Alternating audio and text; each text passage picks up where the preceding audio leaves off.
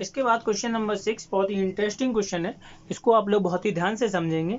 उसमें दे रखा था कि there are narrow rectangular plot. एक हमारे पास एक रेक्टेंगुलर प्लॉट है, reserve for school in Mahuli village. The length and breadth of the plot are in the ratio of 11:4. At the rate of rupee 100 रुपए per meter, it will the cost of the village panchayat rupees कितनी है 75,000 to fence the plot.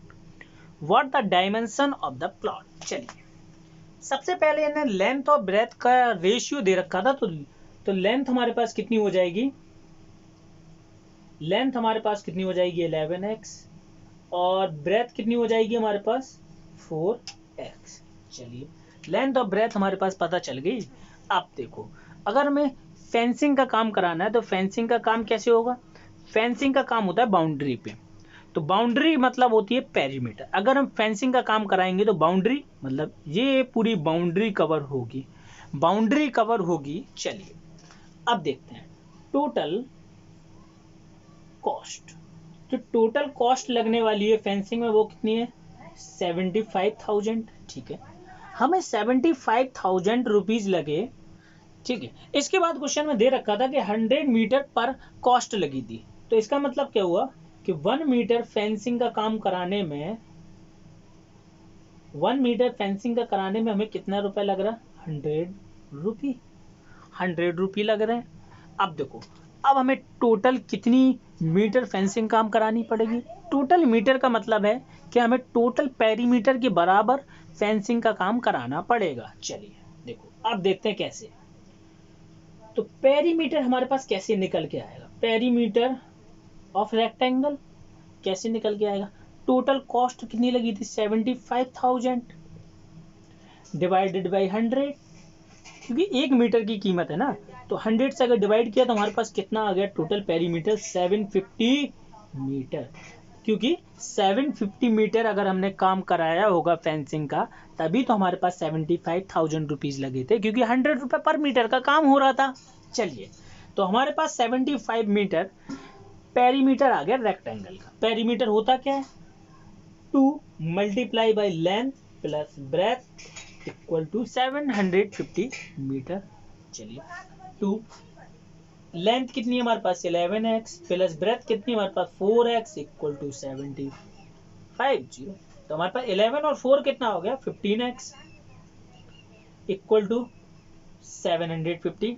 चलिए तो 15 to जा कितना होता 30x equal to 750। अब तो आप लोग सॉल्व कर ही लेंगे, तो x इक्वल टू हमारे पास कितना है 750 डिवाइडेड बाई 30, 0 से 0 कैंसिल, और x इक्वल x की वैल्यू आ चुकी थी 25 मीटर, तो हमारे पास लेंथ कितनी होने वाली थी 11 इंटू एक्स, तो हम कितना आएगा 11 इंटू 25, इन दोनों का अगर मल्टीप्लाई कराएंगे और ब्रेथ हमारे पास कितनी आएगी 4 इंटू 25, तो हमारे पास ये कितनी आ जाएगी 100 मीटर। टोटल हमारे पास 75 मीटर थी, तो ये कितनी बची हमारे पास 275 मीटर। तो हमारे पास लेंथ और ब्रेथ हमारे पास कितनी आ गई 11 इंटू 25 किया तो 275 मीटर, तो हमारे पास लेंथ और ब्रेथ ऑफ रेक्टेंगुलर प्लॉट हमारे पास आ गई। तो इस तरीके से हम क्वेश्चन को हमें समझना था। क्वेश्चन नंबर 7 हमारे पास फिर से एक इंटरेस्टिंग क्वेश्चन है। उसमें लिखा था कि Hasan buy 2 kind of cloth material for school uniform. उसने 2 काइंड ऑफ मटेरियल खरीदा for school uniform. Shirt material that cost him 50 rupee per metre, shirt का जो उसने कपड़ा खरीदा वो था 50 रुपए पर मीटर, एंड ट्राउजर के लिए जो कपड़ा खरीदा उसने तो वो था 90 रुपए पर मीटर। चलिए for every 2 metre of trouser material he by 3 metre of shirt material, he sell the material at 12% and 10% profit respectively. His total sale is 36,660. How much trouser material did he buy? Question बहुत ही difficult सा लग रहा है पढ़ने में, लेकिन अगर हम स्टेप बाय स्टेप करते हैं तो समझ में हमें आएगा। चलिए तो हमें 2 चीजें पता है, जो हमें पता है बस वही लिखना है। सबसे पहले क्या खरीदा था उसने शर्ट का प्राइस कितना था 50 रुपीज पर मीटर, ट्राउजर का कितना था 90 रुपी पर मीटर। अब देखते हैं उसने क्या खरीदा था। फॉर एवरी 2 मीटर ट्राउजर के लिए ही by 3 metre of side material. उसका क्या मतलब हुआ कि अगर वो 2 मीटर ट्राउजर के लिए कपड़ा खरीदता है तो उसके लिए उसने कितना 3 मीटर कपड़ा खरीदा फॉर साइड के लिए। इसका क्या मतलब हुआ कि अगर इन दोनों का रेशियो दे रखा है उसने 2:3 का, देखते हैं तो साइड का कपड़ा उसने कितना खरीदा होगा। साइड मटेरियल कितना हुआ भाई, साइड मटेरियल हमारे पास हुआ 3x और ट्राउजर मटेरियल हमारे पास कितना हुआ 2x। तो इन दोनों का रेशियो यहां से हम लोगों को फाइंड होगा।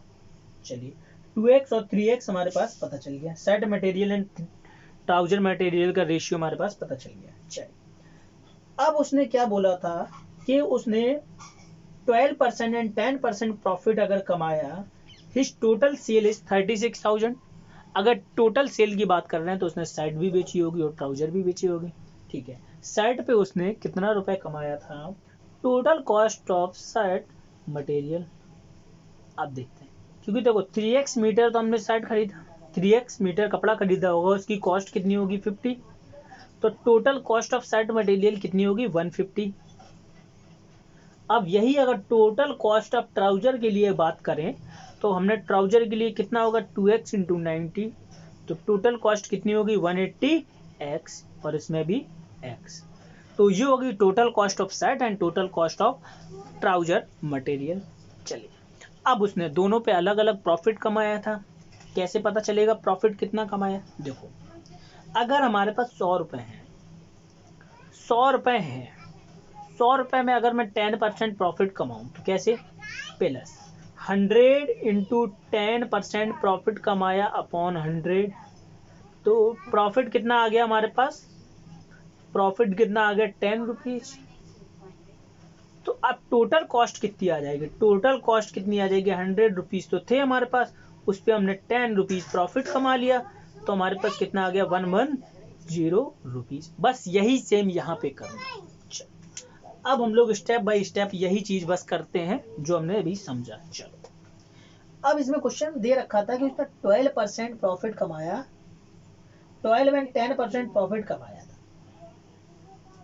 तो सबसे पहले हमने साइड मटेरियल लिया था, तो साइड मटेरियल पर उसने कितना परसेंट प्रॉफिट कमाया, प्रॉफिट ऑफ साइड। चलो हम प्रॉफिट ऑफ साइड की बात कर लेते हैं। प्रॉफिट ऑफ साइड तो कॉस्ट कितनी थी हमारे पास साइड की 150x इंटू कितने परसेंट प्रॉफिट लिया उसने 12% अपॉन 100। जीरो से जीरो कैंसिल, 5 3 जा 15, 5 2 जा 10, 2 6 जा 12, 6 3 जा 18x उसने प्रॉफिट कमाया। अब देखते हैं अब जो कॉस्ट आएगी साइट की, कॉस्ट हमारे पास किसकी है साइट की, तो कॉस्ट हमारे पास पहले तो टोटल कॉस्ट कितनी थी 150x, प्रॉफिट कमा लिया उसने 18x, तो हमारे पास कितनी हो गई 168। अब हो गए कॉस्ट ऑफ साइट जो उसने प्रॉफिट के बाद कॉस्ट आया। चलिए इसके बाद हमें दूसरी चीज हम लोग निकाल लेंगे profit of trouser. Profit of trouser कैसे निकालेंगे, देखो तो कॉस्ट कितनी है 180x, कितने परसेंट प्रॉफिट कमाया उसने 10% डिवाइडेड बाई 100, एक जीरो से एक जीरो कैंसिल, एक जीरो से एक जीरो कैंसिल, इसमें भी उसने 18x ही कमाया। तो अब इसकी कॉस्ट कितनी हो जाएगी, तो पहले कॉस्ट कितनी थी 180x प्लस 18x, तो ये कितनी हो गई 198x। चलिए हमें कॉस्ट ऑफ साइड पता चलेगी with profit, cost of trouser पता चलेगी विद प्रॉफिट। इसके बाद हम लोग बोर्ड को वाइप करते हैं और देखते हैं। के बाद हमारे पास कितना आया था cost of side with profit, जो हमने कमाया था वो कितना आया था हमारे पास, वो था हमारे पास विद प्रॉफिट के हमारे पास कितना था 168x। इसके बाद हम लोग क्या लिखने वाले हैं, cost of trouser with profit, हमने कितना लिया था वो कितना हुआ था हमारे पास 198x रुपीज़ हुआ था हमारे पास, जो कि मैं फिर इसके बाद लिखते हैं हम लोग अकॉर्डिंग टू क्वेश्चन, जो हमारे क्वेश्चन में दे रखा था। तो हमारे क्वेश्चन में दे रखा था सबसे पहले cost of shirt with profit कितना है हमारे पास 168x, और cost of trouser with profit कितना है हमारे पास 198x, और इक्वल हमारे पास टोटल कितना दिया था 36,600। तो 168 और 198 हमारे पास कितना हो गया 366x इक्वल टू 36,600। तो x इक्वल टू हमारे पास कितना हो जाएगा 36,600 डिवाइडेड बाई 366, कितने बार जाएगा 100 बार। तो x इक्वल टू हमारे पास कितना आ गया 100। तो x इक्वल टू हमारे पास कितना आया था 100। इसके बाद ट्राउजर मटेरियल हमारे पास कितना था, हमने सिर्फ माना था 2x, तो कितना आ गया 2 इंटू 100। तो ये ट्राउजर मटेरियल उसने कितना हो गया 200 मीटर। तो उसने ट्राउजर मटेरियल कितना खरीदा 200 मीटर। अगर शर्ट मटेरियल की भी बात करें तो कितनी हो जाएगी, शर्ट मटेरियल उसने कितना खरीदा था 3x, तो कितना हो जाएगा 300 मीटर, वही चीज तो आई। अगर उसने ट्राउजर मटेरियल 200 मीटर खरीदा तो शर्ट मटेरियल कितना खरीदा होगा 300। ये हमें फाइंड करना था। तो बहुत ही अच्छा क्वेश्चन है, थोड़ा सा बड़ा क्वेश्चन था तो इसलिए हमें उसको लगाने में थोड़ा सा वक्त लगा, लेकिन अगर हम इसकी प्रैक्टिस करेंगे तो ये क्वेश्चन बहुत ही ईजी होने वाला है, क्योंकि हमने एक एक चीज़ विद स्टेप समझा है। तो ये क्वेश्चन बहुत ही ईजी होने वाला है। तो इसके बाद क्वेश्चन नंबर 8 हमारी स्क्रीन पे दिख रहा है, उसमें लिखा था half of the herd of deer are grazing in the field and 3/4 of the remaining are playing nearby. The rest 9 are drinking water from the pond. और पूछा था find the number of deer in the herd. के बाद हम लोग assume करते हैं let the number of deer in the herd. सबसे पहले हम एज्यूम क्या करते हैं let the number of deer in the herd is x. उसके बाद अकॉर्डिंग टू क्वेश्चन उन्होंने क्या बोला था कि हर्ड में हमारे पास कितने हैं x डियर हैं, टोटल डियर हमारे पास है x। तो क्या किया उन्होंने कि x/2 तो ग्रेजिंग मतलब घास खा रहे हैं। नेक्स्ट पूछा गया है उसमें कि हमारे पास रिमेनिंग डियर कितने हैं, तो x/2 तो भैया ग्रेजिंग कर रहे हैं, घास खा रहे हैं, तो बचे कितने, टोटल कितने थे x। अगर हम उनमें से x माइनस x/2 कर देते हैं, वो क्या कर रहे हैं घास खा रहे हैं, तो इतने डियर हमारे पास क्या है रिमेनिंग। तो ये क्या है हमारे पास रिमेनिंग, तो ये कितने हैं उसके 3/4 पार्ट जो थे वो playing near by the heard, near by the heard, ठीक है, प्लस का साइन लगाया। बाकी के 9 डियर क्या कर रहे थे ड्रिंकिंग वाटर, ड्रिंकिंग वाटर, वो क्या कर रहे हैं पानी पी रहे हैं। अब इसको सॉल्व कर लेते, इक्वेशन हमारी बन गई है। x इक्वल टू हमारे पास कितना है x/2 प्लस का 3/4 का मल्टीप्लाई इसमें कराया, चलिए बाद में करा लेते हैं। तो 3/4 x माइनस x/2 करते हैं, अगर एक में से हाफ अगर सब्ट्रैक्ट हो जाता है तो हमारे पास कितना बचेगा x/2 प्लस का 9। चलिए अब इसको सॉल्व कर लेते हैं। x इक्वल टू हमारे पास कितना आएगा x/2 प्लस का 3x/4 2 8 प्लस का 9। हम लोग क्या करते हैं 8 और 2 का एलसीएम लेते हैं, जो कि हमारे पास कितना आएगा 8, 2 4 जा 8 करेंगे तो कितना आएगा 4x प्लस 8 1 जा 8 से हमारे पास कितना आएगा 3x इक्वल टू हमारे पास कितना था x और 9। अब क्या करते हैं x इक्वल टू हम लिखते हैं 4 और 3 हमारे पास कितना होने वाला है 7x, तो 7x अपॉन कितना आया था 8 प्लस 9। अब हम आगे देखते हैं कि x इक्वल टू हमारे पास कितना है 7x अपॉन 8 प्लस 9। अब क्या करते हैं वेरिएबल को हम एक साइड कर लेते हैं, तो क्या होगा हमारे पास x minus 7x upon 8 equal to हमारे पास कितना था 9। अब क्या करेंगे 8x minus 7x upon 8 equal to 9, 8x minus 7x करेंगे तो हमारे पास कितना आएगा x अपॉन 8 इक्वल टू 9, तो x इक्वल टू कितना है 9 इंटू 8 72 डियर, ये हमारा आया आंसर। हमारे पास कितना आया था x इक्वल टू 72, यही हमारे क्वेश्चन में पूछा गया था। तो इसके बाद हम नेक्स्ट क्वेश्चन देखते हैं, स्टार्ट करते हैं क्वेश्चन नंबर 9। क्वेश्चन नंबर 9 में दे रखा था हमारे पास a grandfather is 10 times older than his granddaughter, he is also 54 year older than her, find their present age. ये तो बहुत ही ईजी क्वेश्चन है, क्वेश्चन नंबर 9। तो लेट एज्यूम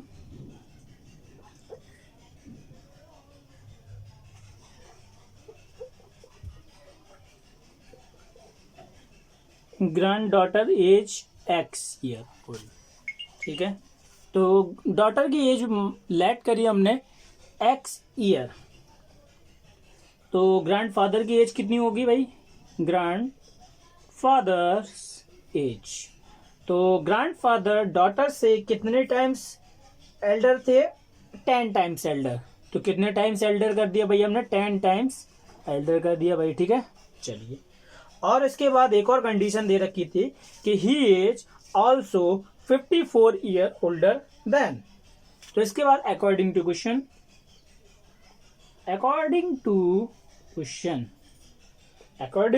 अगर हमने बात की तो ग्रैंडफादर की एज कितनी है, 10x, डॉटर की एज कितनी है, x ईयर। तो ग्रैंडफादर डॉटर से कितने ईयर ओल्डर है, 54 ईयर। तो अगर हम डॉटर की एज में अगर 54 ऐड कर दें तो वो ग्रैंडफादर के बराबर हो जाएगी, क्योंकि ग्रैंडफादर उससे 54 ईयर ज़्यादा उम्र में बड़े हैं। तो अब इस इक्वेशन को सॉल्व कर लेते हैं। कैसे, 10x प्लस का x था, दूसरी साइड आएगा तो माइनस का x इक्वल टू 54। तो 9x इक्वल टू हमारे पास कितना आया, 54। x इक्वल टू हमारे पास कितना आ जाएगा, 54 डिवाइडेड बाई 9। तो कितने बार हमारे पास जाने वाला, 6 ईयर। तो डॉटर की एज हमारे पास कितनी आ गई, 6 ईयर आ जाएगी। और ग्रैंडफादर की एज कितनी आ जाएगी, 10 इंटू एक्स, और x की जगह हमारे पास कितना था, 6। तो हमारे पास कितना आ गया, 60 ईयर के हमारे हो गए ग्रैंडफादर। तो क्वेश्चन नंबर 10 जो कि हमारा लास्ट क्वेश्चन है, हमारी स्क्रीन पे दिख रहा होगा।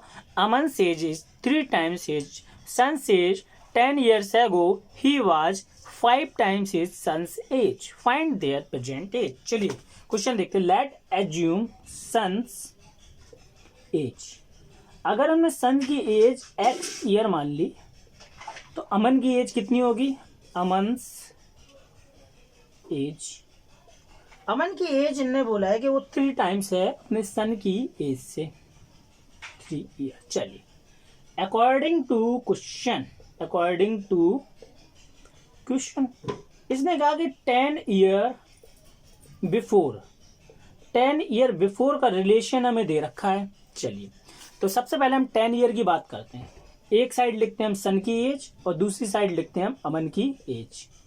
10 ईयर पहले की बात करते हैं, तो 10 ईयर भाई दोनों को पहले पहुंचा लेते हैं। चलो भाई, दोनों को 10 ईयर कम कर लेते हैं, तो इसका मतलब हम 10 ईयर बिफोर एज में पहुंच गए।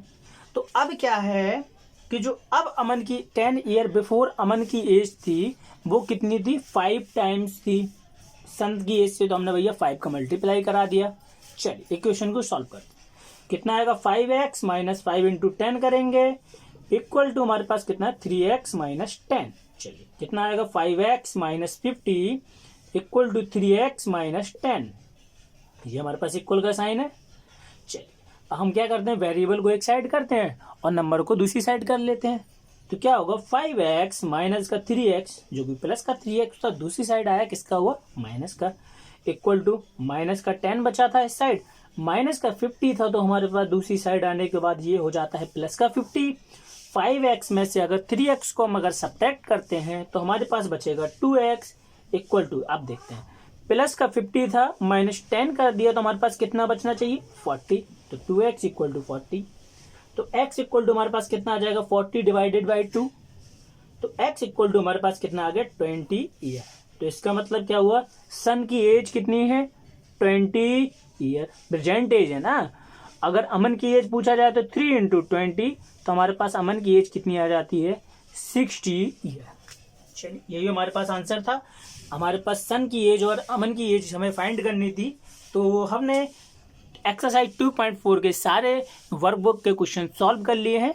इसके साथ ही हम एक्सरसाइज को ख़त्म करते हैं। अगर आप लोगों को वीडियो अच्छी लगी तो वीडियो को लाइक करें।